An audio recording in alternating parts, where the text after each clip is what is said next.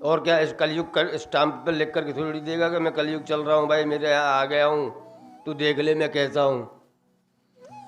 वो तो खाली निशानियां बताते हैं। अधर्म का रास्ता स्त्री पकड़ लेगी,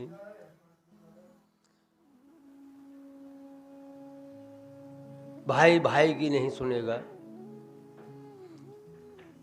पुत्र पिता की नहीं सुनेगा, स्त्री पति की नहीं सुनेगी। ऐसे ही स्टेप आते हैं कलयुग के। यही प्रमाण है कलयुग का। सबको बराबरी करनी है, सबको बराबर का हक देना है। दो ना, हम कहाँ मना कर रहे हैं। पर मूल स्वभाव को मत छोड़ो। तुम 84 लाख जन्म लेकर के उसके बाद में आपने मनुष्य देह प्राप्त किया है, तो क्यों ना आपने इस 84 के चक्कर के भव बंधन को काट करके हम हमारे मूल घर को चले जाएं। जहां से हम आए हैं वहां पर हम चले जाएं। जिस पर ब्रह्म परमात्मा के अंश से हम निकले हैं उसी में जाकर के विलीन हो जाएं। यही तो एक लड़ाई है। और लड़ाई किस चीज की है? नहीं, युग तो आते रहेंगे जाते रहेंगे, युग कभी मिटते नहीं। थोड़ी देर पहले ही मैंने बताया था कि ये 28वां कलयुग चल रहा है। 27 कलयुग तो निकल भी चुके, उनमें जैसी स्थितियां थी ऐसी स्थिति तो अभी आई भी नहीं है।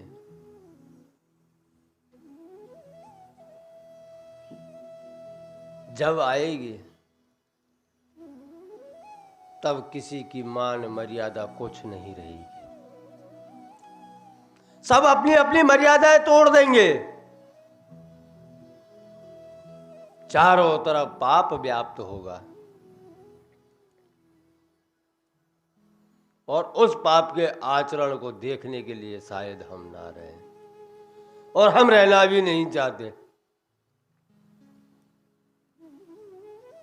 क्योंकि खाली इस पाप के आचरण को विचार करने से इतनी तकलीफ होती है, तो उस समय तो कैसी परिस्थिति होगी। ना तो देवों को कोई मानेगा, ना भगवान को कोई मानेगा। और जब भगवान को कोई मानने वाला नहीं रहेगा तो जो भी बड़े थोड़े बहुत रहेंगे भगवान को मानने वाले, भक्ति करने वाले, उस समय पे उनकी कैसी परिस्थिति होगी ये विचार करने योग्य है। घोर कलयुग के अंदर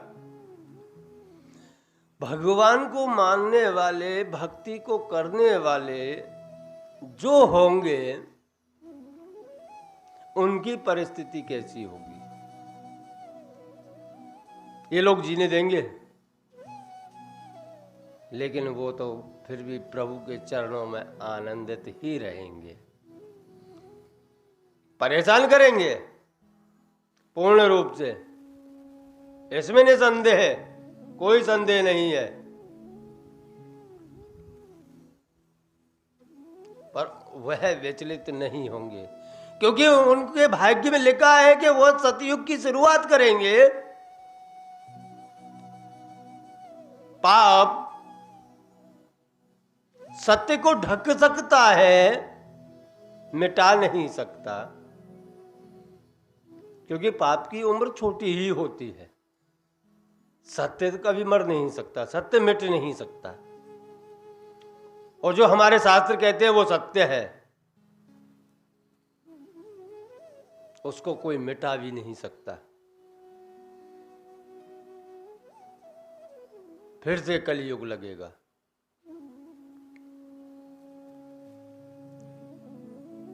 बाप बेटी, भाई बहन, माँ पुत्र सब पाप का आचरण करेंगे।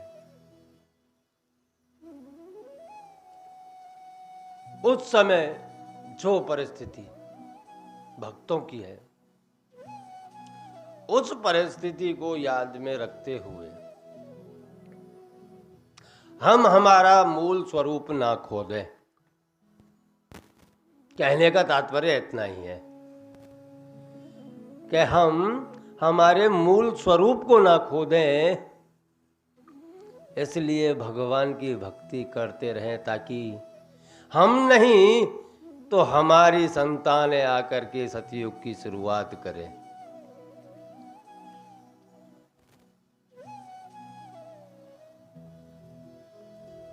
मैं एक पुस्तक बांच रहा था थोड़े दिन पहले, तो उसके अंदर मैंने एक लेख पढ़ा। उसमें लिखा हुआ था भक्ति युग। अब भक्ति युग कैसा रहेगा, इसका बड़ा अच्छे से ही उन्होंने खंडन किया कि भक्ति युग के अंदर मनुष्य इतना विकसित हो जाएगा कि वह स्वयं के मूल रूप को भूल जाएगा। बात वहीं आ रही है, बात वहीं आ रही है कलयुग की, लेकिन वहां दे दिया उसको भक्ति युग, क्योंकि भक्ति करने वाले बहुत कम होंगे।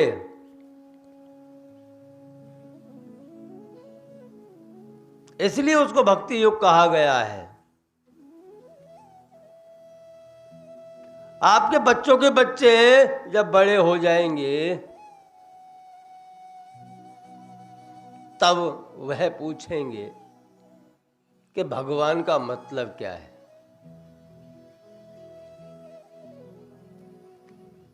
भगवान का अर्थ क्या है, भगवान मतलब क्या? क्योंकि भगवान खाली पुस्तकों के अंदर ही देखने को मिल जाएगा वो भक्ति योग। हमारी पीढ़ी दर पीढ़ी निकलती चली जाएंगी और भगवान को भूलती चली जाएंगी,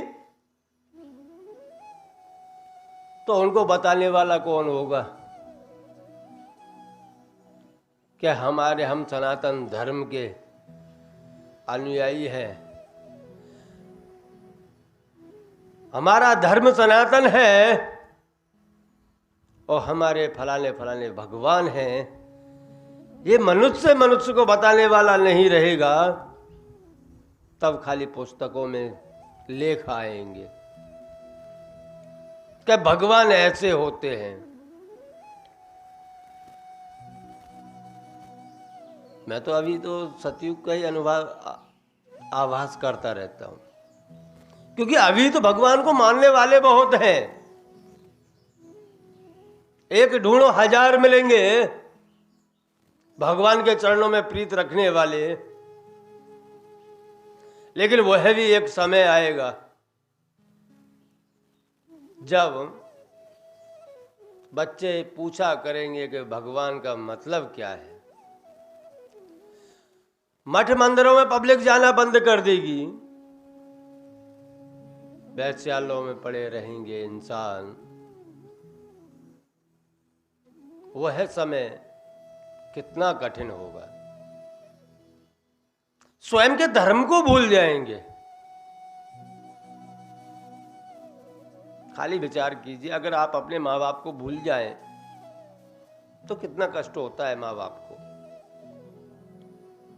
अगर हम हमारे माँ बाप को भूल जाएं तो माँ बाप को कितना कष्ट होता है।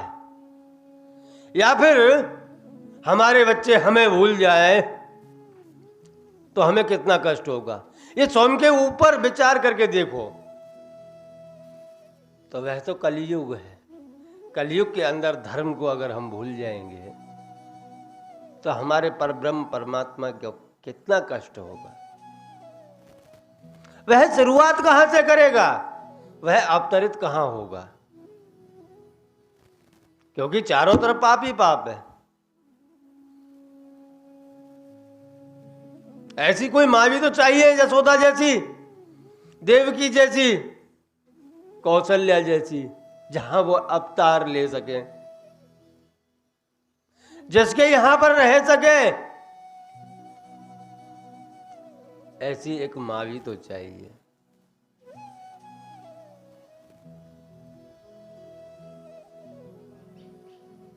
उस कलयुग की हम खाली विचार कर रहे हैं, क्या ऐसा कलयुग होगा। चारों तरफ अंधेरा ही अंधेरा, कहीं दीपक की लौ भी नहीं नजर पड़ेगी भक्ति नाम की।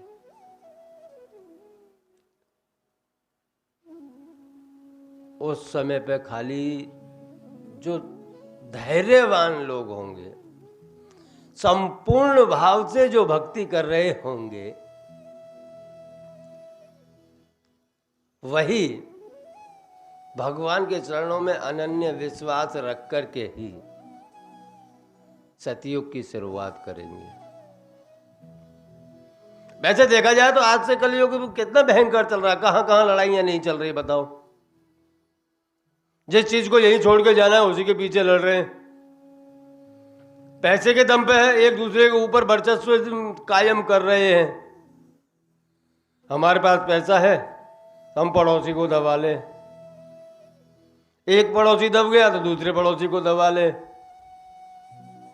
सब पैसे का के वर्चस्व में स्वयं के मूल रूप को भूलते जा रहे हैं। मैं कोई देशों की विदेशों की बातें नहीं कर रहा हूं, मैं तो आपके स्वयं के गांव की, स्वयं के घर की बातें कर रहा हूं। पहले आप अपने घर में ही देख लो, अगर 5 सदस्य रहते होंगे और 5 सदस्य रहने के बाद अगर एक भाई अच्छा सा कमा रहा है तो वो पूरे घर के ऊपर दादागिरी करता है, क्योंकि उसके पास में पैसे का वर्चस्व है, संपत्ति। अब पड़ोस में देख लो, फिर गांव में देखो, उसके बाद देश में देखो, और देश छोड़ करके जब तुम सोच लो सब चीज, तब आप विदेश में देखो। जिसके हाथ में डंडा होगा भैंस वही ले जाएगा, वो वाली कहावत चल रही है। मालिक का तो अता पता नहीं है, डंडे वाले भैंस ले जा रहे हैं।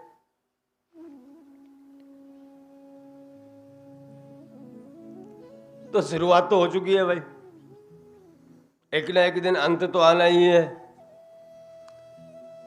भगवान भी बार अपने समय के चक्र के हिसाब से चलते हैं। उन्होंने लीलाएं ऐसी कर दी, ऐसी रच दी है कि वह उसी समय के हिसाब से चल रहा है। पब्लिक थोड़ी ज़्यादा अग्रसर होती है अधर्म की तरफ, तो भगवान कुछ ना कुछ हिला देता है, और कुछ ना कुछ हिला देता है, वो वहां पर समतल लेवल ले लेता है। प्राकृतिक आपदा बता करके ही भगवान स्वयं का कार्य कर लेते हैं। नहीं कहते यार फलानी जगह बाढ़ आ गई, इतने लोग चले गए, फलानी जगह फलाना हो गया, इतने लोग चले गए। यही तो निशानियां हैं कलयुग की। अरे फलानी जगह बम गिर गया और फलाने लोग चले गए भाई, यही तो निशानियां हैं कलयुग की। नहीं सोच लो आपके स्वयं के अंदर क्या चल रहा है, ये इसी के ऊपर विचार करके देख लीजिए कि इंसान कितना बदल गया है। रोज सुबह सुबह हम पेपर लेकर बैठ जाते हैं समाचार देखने के लिए।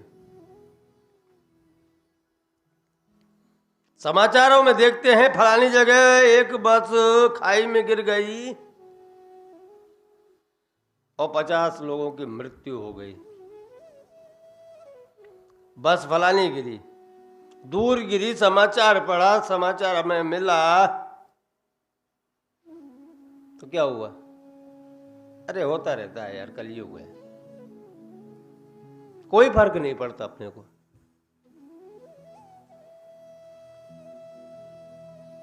और वही काम थोड़ा सा गांव में हो, अगर उसी बस के अंदर गांव के 5 मानस हो तो थोड़ा कष्ट होगा, थोड़ा ही होगा, ज्यादा नहीं होगा। ले गए थे यार, ये तो यात्रा करने के लिए गए थे, कैसा कर दिया भगवान ने। अरे ये तो फलानी जगह घूमने गए थे, कैसा कर दिया भगवान ने, थोड़ा कष्ट होगा। अगर उन 5 मनुष्य में से एक मनुष्य अपने परिवार का होगा और समाचार मिलेगा तो हम व्याकुल हो जाएंगे, रोना धोना चालू। क्यों? क्योंकि मोह था, माया है। मोह माया जहां तक है वहीं तक अपना कष्ट लिमिटेड है, सीमित है। माया थोड़ी घर में ज्यादा है तो कष्ट ज्यादा है, थोड़ी सी गांव में भी बची कुची है तो थोड़ा सा कम कष्ट है, गांव से बाहर निकल गए तो थोड़ा और ज्यादा कम हो गया, कष्ट थोड़ा और कम हो गया, क्योंकि माया है। पड़ोस के काम से हमें मोह है ही नहीं, वहां कुछ भी हुआ करे। अब जब ये माया घटते घटते अपने घर तक आ गई, बढ़ते बढ़ते देश विदेश, गांव, गांव में से फिर घर, जब माया घर तक आई तो बढ़ गई। अब जब घर में भी जिस दिन माया कम होने चालू हो गई, बिल्कुल कम हो गई, मोह बिल्कुल कम हो गया, तो समझिए घोर कलयुग है। मैंने कहा ना, बाप बेटी बेच करके पैसा लेकर के शादी करेगा, बहन भाई का मर्यादा नहीं करेगी, मां बेटे की मर्यादा में नहीं रहेगी, चारों तरफ पाप ही पाप होगा। और जब मर्यादा ही नहीं रहेगी तो मोह माया कहां रहेगी? जब मर्यादा ही नहीं रहेगी तो मोह माया कहां रहेगी? तब सोच लेना कि कलयुग चल रहा है, अब अंत आने वाला है। 9 वर्ष की लड़की मार नानी बनना चालू हो गई, 6 वर्ष की लड़की मार मां बन जाती है। सोच लो कि कलयुग चल रहा है। 6 वर्ष की लड़की मां बन गई तो सोच लो कि कलयुग आ गया। 6 वर्ष और 9 वर्ष पर जाके आयुष पूरी, 9 वर्ष पर आयुष पूरी हो जाएगी।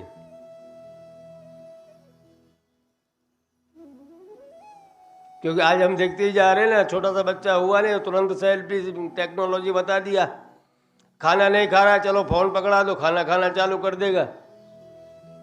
धीरे धीरे हम ही स्वयं अपने पैरों पर कुल्हाड़ी मार रहे हैं। अगर इसी जगह पे, अगर मोबाइल की जगह आप शास्त्र उसके आगे रखो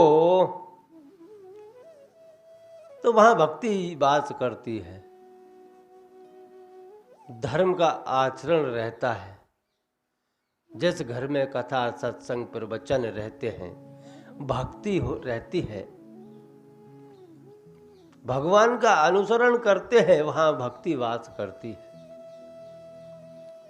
तो क्यों ना हम विचार करें कि हमारे ही कोई वंशज ऐसा निकले जो सतयुग की शुरुआत करे, हमारे ही परिवार में से कोई ऐसा बच्चा निकले जो सतयुग में रह सके। पीढ़ी दर पीढ़ी, पीढ़ी दर पीढ़ी हम भगवान का अनुसरण करते रहेंगे, भगवान के आचरण पे चलते रहेंगे, तो आगे चल के सतयुग में भी हमारे बच्चे इसकी शुरुआत कर सकते हैं। नहीं तो कलयुग तो है ही, आते रहेंगे जाते रहेंगे, उसी हिसाब से जीते रहेंगे। पर पशुओं की तरह थोड़ी जीना है, कोई मर्यादा नहीं पशुओं की, हमेशा काम वासना में लिप्त रहते हैं। ऐसी परिस्थिति मनुष्य की हो जाएगी। खाली विचार करो, आज के युग में हम तो खाली विचार करके आगे बढ़ सकते हैं, जो बढ़ना है तो। जो हमारे सतयुग की शुरुआत करने के लिए किसी को छोड़ के जाना है तो आज से ही हमें विचार करना होगा, भगवान की भक्ति में लीन हो जाना पड़ेगा। तभी पीढ़ी दर पीढ़ी भक्ति घर में वास रहेगी। और जब भक्ति का वास घर में रहेगा तो भगवान इतनी कृपा तो हमारे ऊपर करेंगे ही कि सतयुग की शुरुआत में हम रहें।